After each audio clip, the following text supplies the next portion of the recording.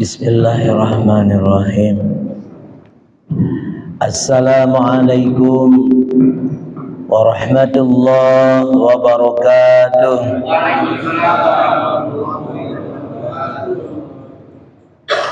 Amin ya mujibas sa'ilin. Alhamdulillahilladzi faddala minal ilmi wal amal. Asyhadu an la ilaha illallah wahdahu la syarikalah wa asyhadu anna sayyidana wa nabiyyana Muhammadan abduhu wa rasuluhu la nabiyya ba'dah. Allahumma salli wa sallim ala sayyidina wa nabiyyina wa habibina wa syafi'ina wa dhukhrina wa maulana Muhammad wa ala alihi wa sahbihi wa dhurriyyatihi wa man tabi'ahu ila yaumiddin. Rabbi a'udzu bika min hamadzati syayatin wa a'udzu bika rabbi ay yahdurun. Rabbi syrah li sadri wa yassir li amri wahlul 'uqdatam min lisani yafqahu qawli. Jamaah salat subuh Masjid Jami' Al-Barkah, insyaallah yang dimuliakan oleh Allah Subhanahu wa taala.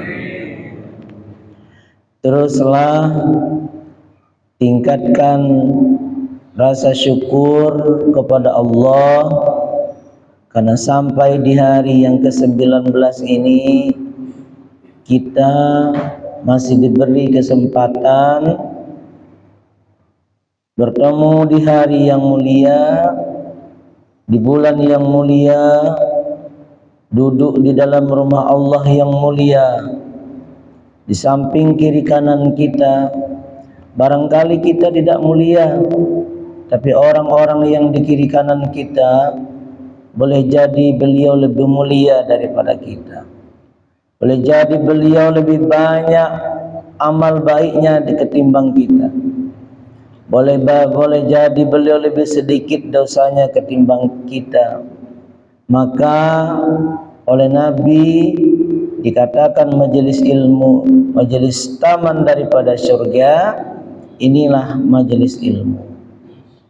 Inilah majelis yang dimana bukan hanya mendapatkan ilmu, tapi juga majelis dimana memudahkan urusan, mengangkat derajat, memudahkan rezeki dari Allah Subhanahu wa taala. Ulama sepakat salah satu yang mendatangkan rezeki itu bukan hanya kalau usaha itu nomor 6. Baru untuk mendatangkan rezeki itu pertama salat khusyuk. Salat khusyuk, maka rezeki akan datang dengan mudah. Baik itu rezeki berupa rupiah, rupiah, dolar, apalagi itu cek kosong, cek kosong, tinggal ngisi doang. Nah itu. Atau rezeki kesehatan. Yang nomor 2-nya, yang pertama tadi salat khusyuk, yang nomor 2-nya adalah duduk di dalam majelis ilmu. Duduk dalam majelis ilmu ini, maka dipastikan oleh Allah diselesaikan segala persoalan, segala kesulitan kita. Jamaah yang dimuliakan oleh Allah Subhanahu wa taala, sebagaimana janji saya kemarin masih tentang kita berpuasa ini, ada 18 kesalahan yang kita lakukan di dalam kita berpuasa, dan ini fatal, boleh menjadi puasa kita itu jadi sia-sia. Yang pertama apa? Terlalu sibuk kita mencari menu buka dan buat sahur. Tuh. Kalau kita berpuasa hanya memikirkan nanti nih bukanya pakai apa, nanti sahurnya pakai apa, bukan tidak boleh, boleh. Tapi kalau kita terlalu sibuk memikirkan hal-hal yang demikian, jadi habis waktu. Apalagi tuh jam 4 habis asar macet di mana-mana. Ngapain? Beli kolak. Di sini macet nggak, Pak? Apalagi di sini ya. Sama ya, nyari kolak ya. Ya Allah, ya Rabbana ya Karim. Itu ya. Itu. Ternyata sama juga ya. Yang dicari itu kolak, yang dicari itu gorengan, yang dicari itu lontong, yang dicari itu es teh es kelapa. Ya Allah ya Karim. Tapi dicari, dibelilah semuanya itu. Nyampe ke rumah kagak dimakan. Bener ya? Udah kenyang, kata bininya tuh makan tuh. Wah, capek-capek. Udah kenyang katanya. Ya Allah ya Rabbana. Padahal waktu habis asar itu waktu yang lebih nyaman kita Allah ya Allah, beribadah. Ada lagi tuh, Masya Allah tabarakallah. Kemudian kemarin itu saya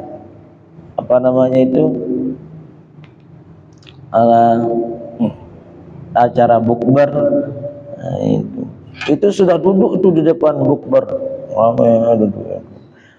Jemaah ada yang ngelamun aja, ada yang lihat aja, ada di sana kebagian, banyak di sini lihat aja itu. Ya Allah. Ya padahal waktu saat itu saat banyak berdoa pakai. Nah, ini kesalahan ketika kita berpuasa itu. Bukan tidak boleh, boleh. Nah, Imam Syafi'i itu berbukanya cukup dengan air putih. Imam Syafi'i buka dengan air putih. Rasulullah dengan kurma. Imam Syafi'i dengan air putih. Kita beda lah ya Allah. Makanya kita nggak makan. Maka kata jamaah tabligh itu, kalau kita nih pengen makan,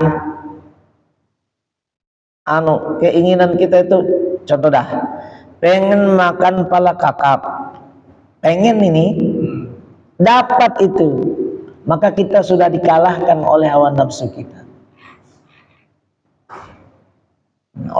Kita tuh udah kalah itu. Gimana kalau kita kepengen itu, boleh kepengen tapi di rem dikit dah. Nah, di rem dikit. Pengen makan pengen makan, buka pakai ini, buka pakai, coba di rem. Nah, kita sudah berhasil melawan hawa nafsu kita. Tapi ketika kita dapat itu, kepengen kita makan ini, dapat kita makan, nah kita udah kalah itu. Udah kalah. Walaupun halal, Ustaz kan halal dari uang sendiri, walaupun daripada uang sendiri, berarti kita tidak bisa melawan hawa nafsu kita. Ada nggak di sini? Ada. Ya Allah, coba ada tuh ditahan itu, ditahan. Bukan nggak boleh, boleh. Yang kedua, makannya terlalu banyak. Makan terlalu banyak.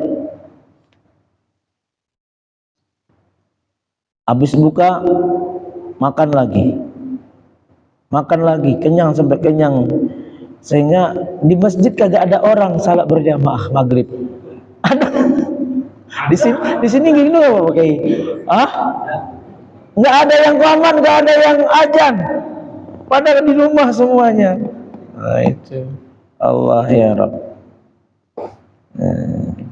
Lambatlah azannya. Azan udah azan, tapi kita ke kawan kagak ada orang. Paling nanti 1-2 imam sama 2 orang jamaah. Nah, itu kesalahan itu, Pak. Di dalam kita berpuasa. Yang ketiga, ini membuang-buang waktu, terlalu banyak menonton, membuang-buang waktu sehingga kita tidak bisa memanage waktu. Apanya itu? Kalau bahasa anak muda itu nonton reality show. Nah, kita itu bekerja, di dalam bekerja tidak menghalangi, di dalam bulan puasa tidak menghalangi kita bekerja. Di dalam berpuasa juga tidak menghalangi kita melakukan aktivitas untuk keduniaan. Maka kita pandai-pandailah menjaga waktu itu. Ya. Jangan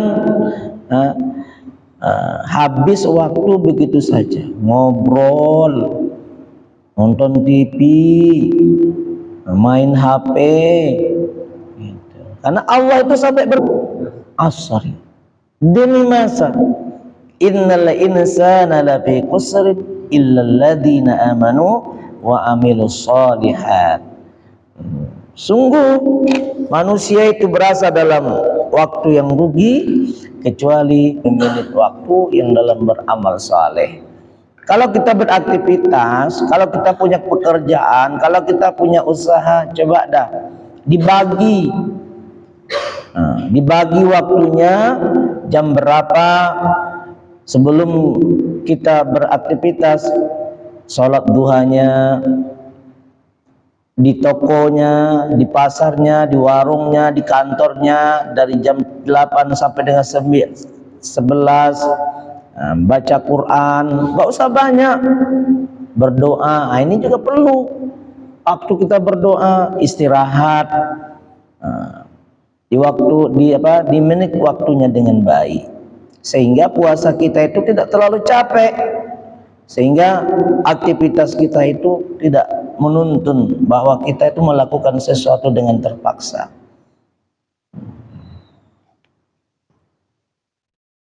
Yang keempat, itu sama tadi, makan terus menerus, puasa tapi nggak sholat. Ada itu. Puasa tapi nggak sholat, sholat nggak, puasa nggak, puasa tapi nggak sholat. Itu ibarat masjid ini ada gentengnya tapi nggak ada tiangnya. Sholat itu adalah tiang. Kalau kagak ada tiang, nggak jadi itu masjid, ambruk atau tiangnya rapuh. Sholat enggak sesuai dengan tuntunan, enggak berjamaah, sakit juga kagak, sehat badannya, enggak berjamaah, bahkan sholatnya terlambat. Nah itu. Yang pertama nanti ditanya oleh Allah pada hari kiamat adalah sholat kita. Gimana sholatnya, beres kagak? Salat tarawihnya gimana? Salat subuhnya di mana? Guru saya bilang, kalau kita mau di dalam satu hari itu tenang nih, pikiran nggak rancu, nggak galau, nggak kepo, nggak bete. Nah, bete itu bahasa anak muda. Ya. Salat subuhnya berjamaah khusyuk. Salat subuhnya dilihat dari salat subuhnya, maka dalam satu hari itu dipastikan hatinya tenang. Pastikan hatinya tenang. Nah, kalau kita bicara tentang salat subuh, man shalla subuha fil jamaah, siapa yang salat subuh berjamaah, fahuwa fi zimmatillah, dia ditanggung oleh Allah. Dalam zimmah Allah itu, ini hari ini kan kita udah salat subuh berjamaah nih, alhamdulillah. Umpama, mudah-mudahan kagak dah. Ya, ada yang meninggal hari ini, tadi dia salat subuh berjamaah, dia mendapatkan zimmah. Zimmah itu tanggungan Allah. Kalau dijawab apa maknanya? Jaminan Allah. Kalau dia wafat, maka dipastikan dia masuk surga. Makna zimmah itu, pastikan dia masuk surga. Bahwa fi zimmatillah, mendapatkan zimmah Allah, tanggungan Allah. Kalau dia wafat, hari itu dia sholat subuh berjamaah, maka di hari itu dia.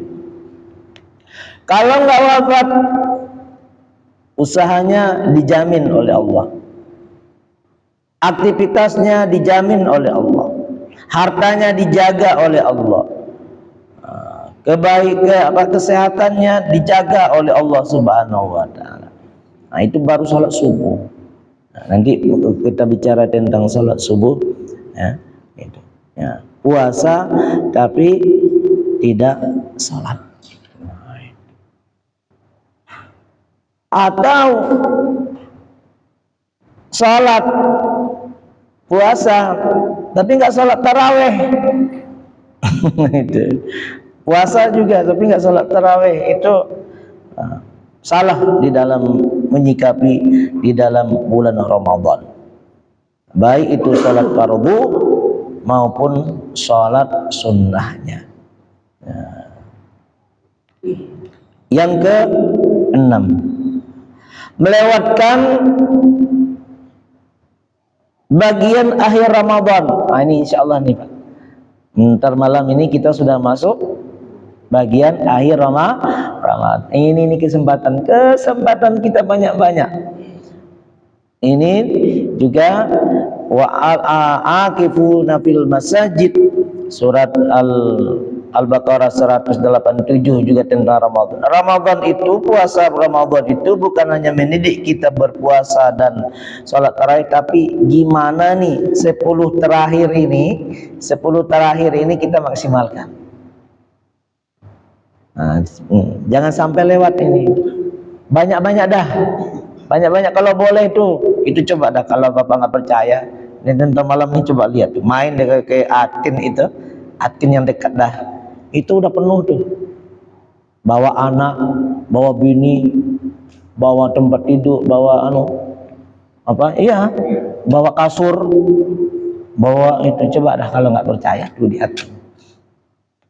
Kenapa? Niat i'tikaf, dia bisa i'tikaf di masjid. Coba dah bawa juga ke sini, tidur sini, ngobrol di sini, tapi ngobrolnya yang baik. Habis ngobrol baca Quran lagi. Habis baca Quran capek, zikir lagi. Habis zikir udah tidur dah. Nah, itu 10 terakhir itu. Bahkan banyak orang-orang yang tahu dia Pak ngambil cuti biar banyak-banyak 10 terakhir itu duduk di masjid. Seperti ini ya. Salah satu yang mengangkat derajat itu ya, intidaru bainal salat wal salat. Mengangkat derajat ya, mengampunkan dosa, menunggu salat menunggu waktu salat antara salat pertama dengan salat kedua. Misalnya kayak salat maghrib nunggu salat isya, salat subuh nunggu salat isya. Nah, ini nanti ini udah isya kita salat. Timur Tengah itu mereka itu sibuk, lebih banyak lagi, masjidnya lebih penuh. Di 10 terakhir kan kita udah mulai kunut ya Pak, ya udah mulai kunut. Ini 10 terakhir itu dimaksimalkan. Kalau kita kan kagak, Assalamualaikum, salam, lagi di mana? Di PGC. Malum lah Ustaz, anak pulang dari pondok pesantren, ajak main, beli baju, beli ini, ya boleh, nggak apa-apa. Lagi di mana? Lagi di tol, lagi di mana? Lagi di bandara, lagi di mana? Lagi di stasiun, di mana? Lagi terminal, macet. Nah, kita begitu tuh. Setiap tahun lah kita seperti itu terus. Nah, sehingga kadang kita nggak mendapatkan manisnya Ramadan. Ini pucuk-pucuk manisnya Ramadan ini. Bahkan nanti ini ada yang disebut dengan malam Lailatul Qadar, Pak. Coba ada diincar tuh, kalau boleh. Ini mudah-mudahan Pak Kiai Abdul Raja ke depan itu diadakan Qiyamul Lail di masjid ini.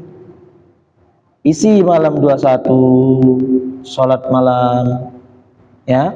Nah, itu 23, 25, 27, 29 itu nanti adakan sahur bersama gitu. Dari mana dananya Ustaz? Ya patungan lah. Kalau nggak mau sahur di sini, boleh kalau ada misalnya orang-orang yang lebih di lingkungan kita itu kirimkan proposal. Pak Direktur, ini kita nanti di Masjid Al-Barkah ada kegiatan i'tikaf 10 di akhir Ramadan. Gitu. Itu masjid-masjid besar melakukan itu, Pak. Coba dah, nggak percaya. Atin, Masjid BI. Saya Ramadan yang lalu ngisi di Masjid BI. Di Istiqlal, Sunda Kelapa. Itu donatur itu berlomba-lomba. Nanya sama Pak DKM-nya. Pak DKM, besok acara sahurnya udah ada belum? Belum, saya nambah ya 5 dus. Saya nambah nggak makan itu. Nah itu. Ya. Udah ada kegiatan 10 Ramadan di sini. Akhir Pak Kiai. Udah ada ya. Coba ada itu. Diadakan qiyamul lail. Enak Pak, qiyamul lail kita salat malam, kita salat tahajud berjamaah itu enak banget. Apalagi imamnya hafal Al-Quran, nanti anak-anak santri kita itu Pak Kiai maksimalkan, suruh jadi imam salat. Ambil itu muhasabah, istighfar, itu ngisi itu. Itu kesempatan kita Nabi Nabi itu mengikat, dalam hadisnya itu mengikat tali pinggangnya. Arti mengikat tali pinggang itu apa? Nggak tidur sama bini. Nabi itu 10 terakhir nggak tidur sama bini. Tidur tapi sebentar. Diikat tali pinggangnya Nabi itu. Nah, artinya biar nggak ya kan ya. Itu biar itu banyak etika dulu wajib. Pak RW ya. Itu Pak RW itu coba warga 10 terakhir Masjid Al-Barkah di mushola itu adakan qiyamul lailnya, adakan salat malam tahajudnya, ya. Nah, nanti salat malamnya tahajud 4 rakaat. Ya sudah, habis itu istighfar, habis itu zikir. Kalau mau bukber, kalau mau acara sahur bersama, lakukan sahur bersama. Ini kesempatan ini. Ini dikasih oleh Allah 10 Ramadan ini, 10 akhir Ramadan ini itu adalah lebih baik daripada hari-hari yang lain. Sehingga para sahabat itu cemburu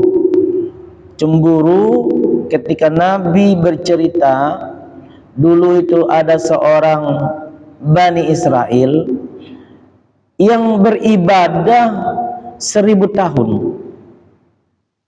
Dia beribadah sepanjang umur, dikasih umurnya 1000 tahun. 1000 tahun itu ada kita yang 1000 tahun. 100 tahun aja udah batu-batu. Udah bengek kita. Ini 1000 tahun, tapi 1000 tahun itu Pak beribadah. Kerjaannya itu apa? Kalau dia berjuang berperang, ya ikut berperang. Kalau ada kegiatan sosial dia ikut. Ini sahabat diceritakan oleh Nabi kepada 4 sahabat ini. Dulu ada seorang Bani Israel diberi umur oleh Allah, sepanjang hidupnya itu beribadah kepada Allah. Sepanjang hidupnya. Nah, sahabat ini cemburu. Ya, sehingga Allah Subhanahu wa taala bilang kepada Jibril, Jibril, coba kau turun kepada kekasihku, itu dia punya sahabat yang cemburu. Apa?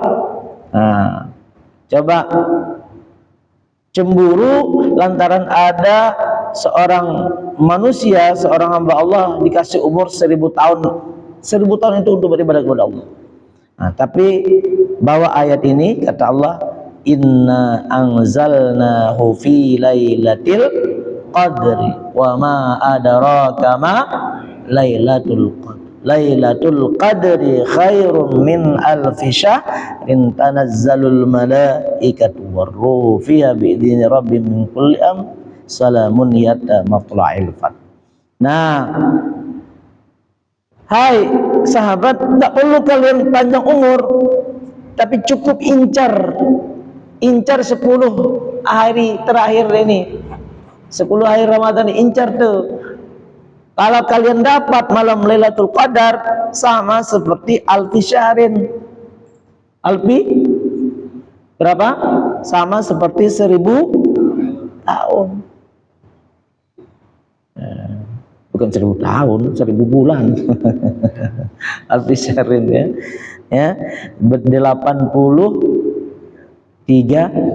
tahun. Itu diincar, Pak. Enak banget, coba bener dah. Coba deh selama 10 hari di masjid aja dah.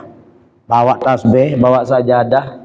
Enggak apa-apa. Izin sama Pak Kiai Rojak, mau tidur di sini ya, tidur dah. Ya. Ya, alhamdulillah. Ya, bawa bantal sini, bawa itu sini, bawa Al-Qur'an di sini. Ya, bayar. Enak. Habis itu nanti selesai Ramadan, Pak. Selesai Ramadan itu setahun yang akan datang, indah sekali hidup kita. Bahagia, tenang ya Allah tabarakallah. Benar dah.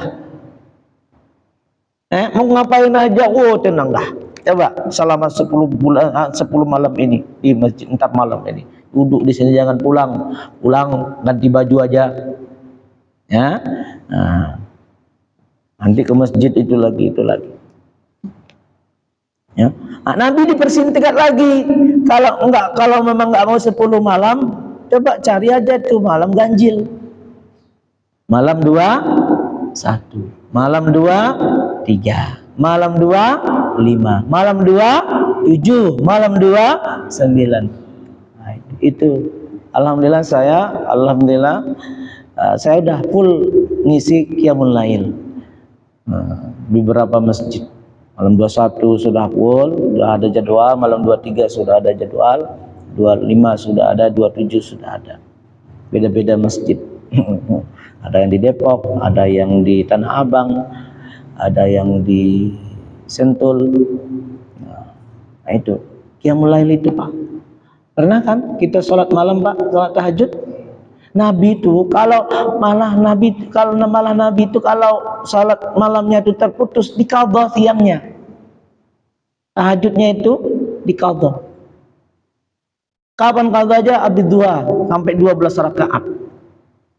Diqadha itu salat malamnya itu. Itu sunnah, enggak apa-apa.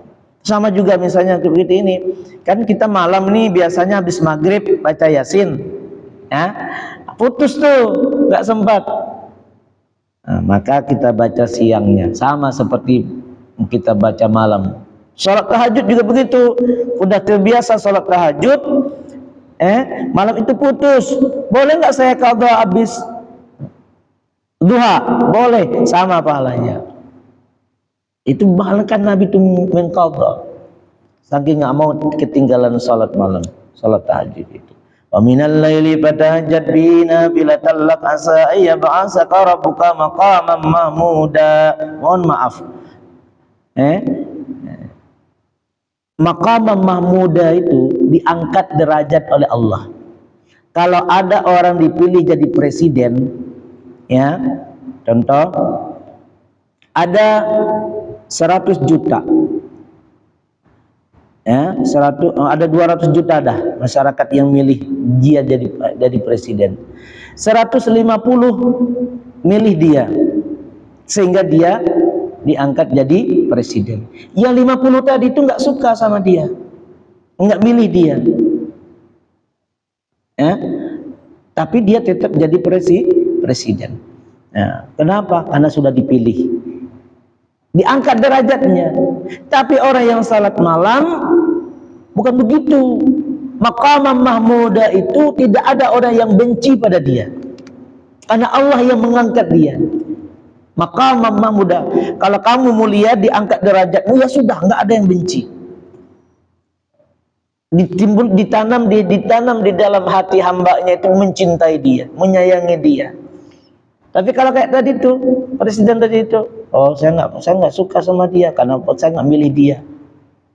Tapi kalau orang salat malam enggak, kemuliaannya itu ya Allah yang ngangkat, seluruh makhluk digerakkan oleh Allah untuk memuliakan dia. Jadi kalau kita ngomong di rumah bini enggak ngedengarin kita, coba dah itu salat malam. Nanti kalau ngomong udah rajin sholat malamnya, satu kalimat aja belum ngomong aja nih misi gini udah kayak kucing aja. Itu Pak. Tapi kalau orang nggak pernah sholat malam, bini jadi harimau. Ya, kan bini perempuan kan begitu. Biasanya perempuan belum nikah jadi kucing, udah nikah jadi harimau. Laki ya sebelum nikah jadi buaya, setelah nikah jadi cicak. Kan ya? Harimau lawan cicak. Kira-kira ini orang takut sama bini nggak semuanya nih? Ya kan ya? Lah iyalah, karena bininya tuh kayak harimau, karena kita coba dah kita tuh pulang ke rumah udah berwibawa Pak, salat malam kuncinya. Salat malam. Saya selalu ngajarin Pak, dan salat malam itu kalau boleh Pak mandi dulu. Tadi malam ada yang mandi nggak? Ada? Kagak? Dingin. Dingin. Jutaan sel yang ada di kotak kita ini Pak, kena dirusan air jam 2 malam, jam 3 malam, jam 4 malam ini akan memberikan kesehatan. Dan salah satu obat stroke mandi malam. Mandi jam 2 itu. Tapi dengan catatan tidur dulu jam 11 jam 9 tidur, nanti bangun jam 1, buat jam 1 udah boleh. Yang nggak boleh itu mandi itu habis maghrib sampai isya, habis isya sampai jam 12 malam, itu memang rematik jantung kalau kebiasaan mandi, nggak boleh. Tapi kalau mandi jam 1 sampai jam 4 atau itu antara jam 1 sampai jam subuh, itu mandinya sehat.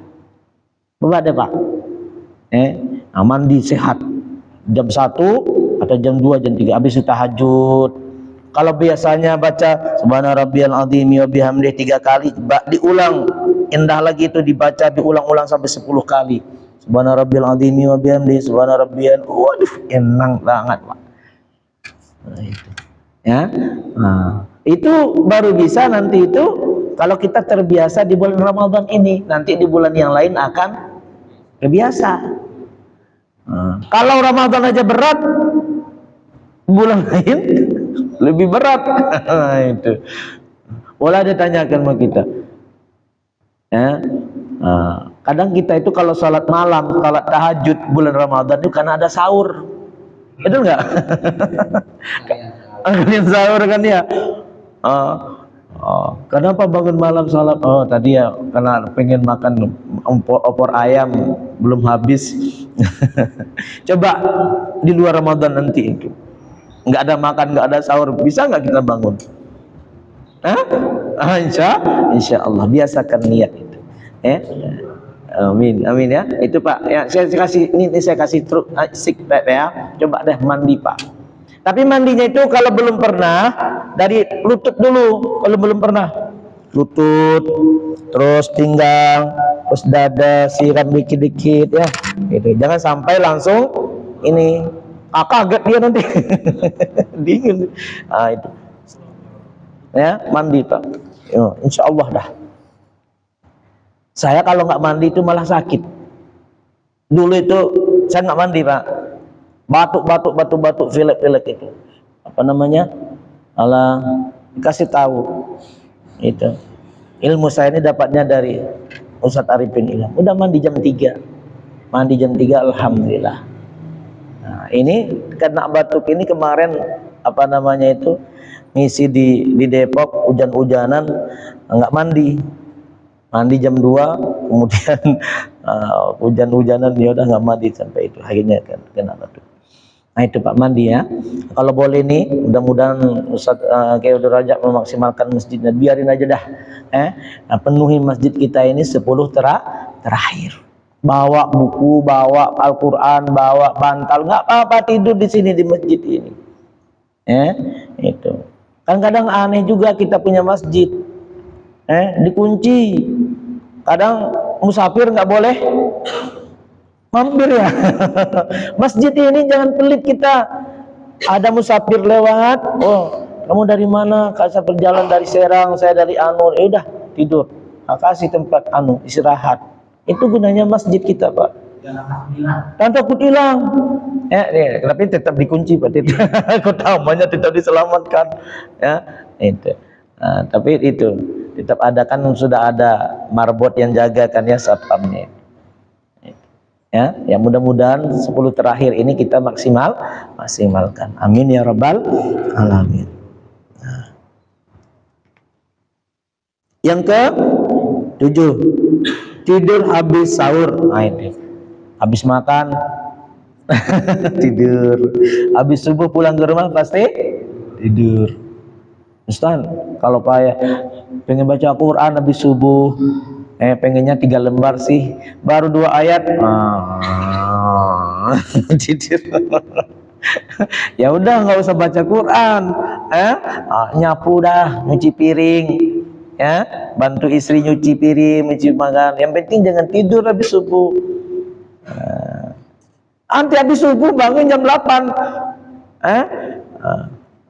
bingung mau ngerjain apa, mau ke kantor, mau apa, udah ada.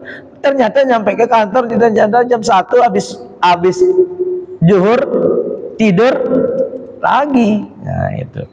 Kadang itu waktu subuh itu bangunnya tidur dapat pahala itu jam berapa? 1 jam sebelum zuhur dan 1 jam setelah zuhur. Itu disebut dengan tidur khailulah. Nah, itu berpahala malah sehat. Sebelum 1 jam atau setengah jam, 1 jam dah sebelum zuhur atau 1 jam setelah zuhur, namanya itu. Tidur habis sahur. Yang ke-8, makan sahur tengah malam. Makan sahurnya jam 3, makan sahurnya jam 2. Itu salah itu. Makan sahurnya jam 4. Nah, jam 4 udah masuk dah. Kapan waktu sahur yang bagus itu? Ya waktu sahur. Kapan waktu sahur itu? Ya setengah jam sebelum subuh. Atau bisa begini, saya kalau habis makan sahur itu ke kamar mandi setengah jam. Ya udah, nggak apa-apa makannya jam 3, tapi waktu sahur itu minimal kita makan kurma 1 biji atau minum air putih, niatkan itu sahurnya. Tadi makan jam 3 itu, pokoknya biar sehat aja dah. Ya, salah itu. Atau habis ceramah makan nasi kebuli. Selesai ceramah jam 12 malam. Ya, makan nasi kebuli. Udah sekalian sahur dah. Ya kan? Itu. Terlalu malam makan sahur. Itu salah. Yang ke-9, saat waktu sahur sibuk dengan urusan kamar mandi. Itu jam setengah 15 menit mau subuh, mau azan, masih sibuk di kamar mandi, masih sibuk nggak jelas. Coba sebelum 15 menit sebelum subuh itu kita sudah pegang tasbih, megang Al-Quran. Itu waktu-waktu mustajab. Cerita dah sama Allah yang kemarin ditulis itu Pak. Itu diceritain sama Allah, dibaca itu waktu mustajab. Yang ke-10, enggak salat subuh berjamaah. Itu habis sahur tidur sehingga salat subuh bablas. Itu kesalahan itu. Apalagi nggak salat subuh berjamaah, kacau gitu. Yang ke-11, salat tarawih hanya untuk ria-riaan saja, rame-ramean. Itu kayak di YouTube itu. Bismillahirrahmanirrahim, rabbil alamin, arrahmanirrahim, arrahmanirrahim, amin. Bismillah, Allahu akbar, Allahu akbar, bismillahirrahmanirrahim, Allahu samad, assalamualaikum warahmatullahi. Kilat, serba kilat. Yang ke-12,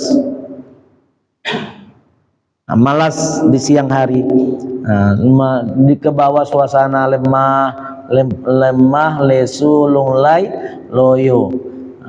Padahal kita itu di siang hari itu memang lemah, memang lesu, memang loyo, tapi banyak berdoa kepada Allah Subhanahu wa taala. Yang ke-13, terlalu banyak tidur siang. Terlalu banyak tidur siang. Jam 8 tidur lagi. Jam 10 tidur. Jam 11 tidur. Habis zuhur tidur. Habis asar tidur. Ada nggak, Bay? Ada ya. Ada. Masya Allah, tabarakallah.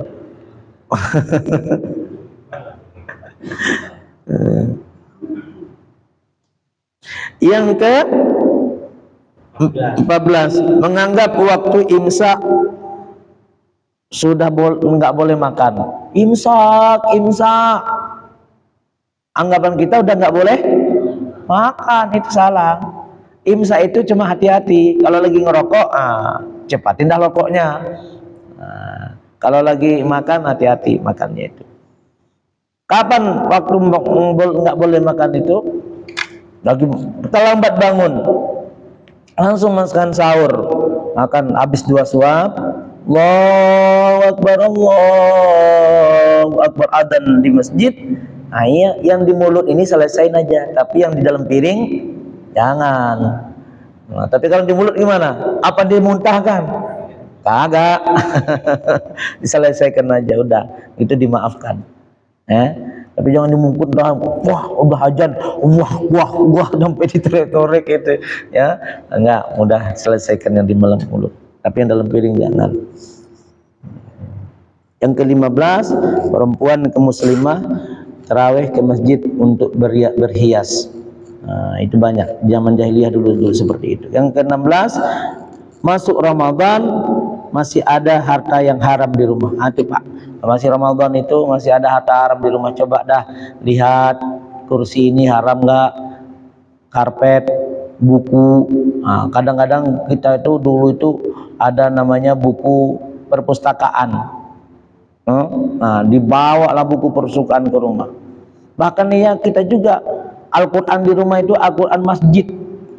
Ada nggak tuh? Al-Quran di rumah nggak dibeli, cuma Al-Quran masjid itu nggak boleh. Memang ada atau masjid, akan belikan di rumah. Coba lihat, tanya sama bini, piring ini piring siapa sayang? Segarpu ini punya siapa? Kamu beli atau uangnya dari mana? Atau punya tetangga atau apa? Jangan ada di rumah kita itu harta haram. Ya. Yang ke-17, malas berdoa saat bulan puasa. Itu. Malas berdoa. Kita nggak mau berdoa, malas-malasan. Ya. Kalau boleh banyak-banyakin berdoa kepada Allah Subhanahu wa taala. Yang terakhir, membuang-buang waktu, 4 waktu tadi itu, misalnya 15 menit sebelum buka, sebelum maghrib, 15 menit setelah maghrib, itu jangan disia-siakan waktunya. 15 menit sebelum subuh, 15 menit minimal itu 15 menit setelah subuh, dan 15 menit sebelum subuh. Itu kalau boleh itu kita sama Allah, Pak. Selesaikan itu, mau baca Quran, mau berzikir, mau pegang tasbih, mau salawat, mau apa, silahkan itu. Ya, mudah-mudahan Ramadan kita itu maksimal. Insya Allah saya yakin jamaah Jami' Masjid Al-Barakah ini semakin tahu, semakin paham kita, sehingga ibadah kita lebih baik lagi, dan Ramadan kita diterima oleh Allah Subhanahu wa taala. Dan lebih pasti nanti doa kita semuanya diijabah oleh Allah Subhanahu wa taala. Masih dibacakan catatannya? Nah, jangan lupa itu. Sampai akhir Ramadan dibaca terus, minta terus sama Allah. Yakinin itu. Ada pertanyaan? Ada? Mana saya? Misalkan kita mandi jam 2 malam, terus orang itu punya penyakit rematik, gimana? Penyakit rematik? Iya, penyakitnya kayak urat gitu. Sayang, itu justru insya Allah menghilangkan rematik. Asam urat insya Allah sembuh. Karena mandi malam itu segala penyakit akan hilang. Ini Pak, ini saya kalau boleh bersumpah, saya berani bersumpah. Ya, asam urat, rematik, jantung koroner, galau, apalagi punya utang. Ya kan? Apalagi coba dah Pak. Oh bener saya mandi dah. Gimana Pak? Orang stres bener, orang gila itu, orang gila tangkap tuh orang gila. Mandi malam tuh bener, insya Allah sembuh dia. Orang gila itu. Ini. Coba dah ya. Nah, mudah-mudahan ini ilmu yang sangat bermanfaat bisa diamalkan.